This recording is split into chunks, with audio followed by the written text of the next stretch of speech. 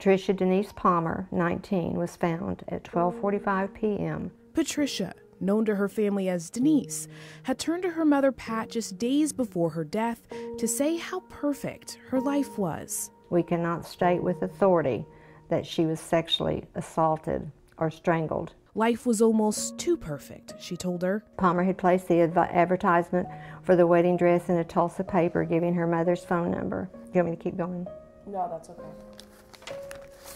Denise had no idea the perfection she felt would turn into a less than perfect ending. She'd advertised in the newspaper that she wanted to sell her wedding gown. She wanted to get some money. She was a newlywed, married to her husband Randy for only 6 months. When she put the ad in the paper, we had not gotten any calls from it until that day. The ad was buried in a Sunday edition of the Tulsa World. He had a real nice voice, and yet there was just something that, you know, when you're having a wedding, you're excited and you're pumped up and all that. Well, he didn't have that kind of voice. A man who police then thought looked something like this told Pat he wanted the dress for his daughter. I just had an uneasy feeling. As soon as I hung up the phone, I had a real uneasy feeling about him. She called Denise and told her to take a friend. She did try to take someone with her, and no one could go with her. At least hang the dress in the foyer, Pat told her, so he doesn't have to come inside. I would go to a phone call and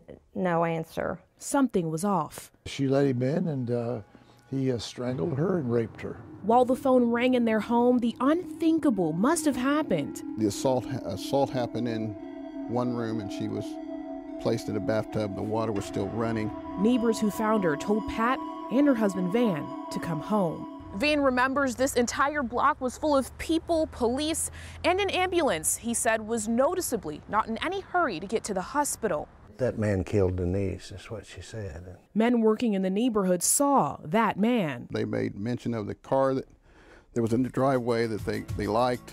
It was a 73, 74 Chevy Impala, blue in color. And probably the most notable thing, a mark on his face. Someone's got to know this person. There were multiple times in the past 36 years when police thought they found him. We kind of don't feel that he just started this at 65 years old. In 2005, mail carrier Paul Williford admitted to murders of women who were choked near bathtubs. The crimes resemble a cold case from 1981. Patricia Palmer was found strangled in her bathtub. Unfortunately, Palmer's murder was the one he denied. I'll take a lie detector test, anything you want to take, no. Nothing stuck for years when TPD handed Sergeant Mike Huff the case. The chief's office called and said, hey, you're going to the Maury Povich show tomorrow. Denise's mother, Pat, is joining us today. Pat, Van, and Sergeant Huff took Denise's dress and her story to a national stage, hoping to catch the killer's attention. This man has never been found.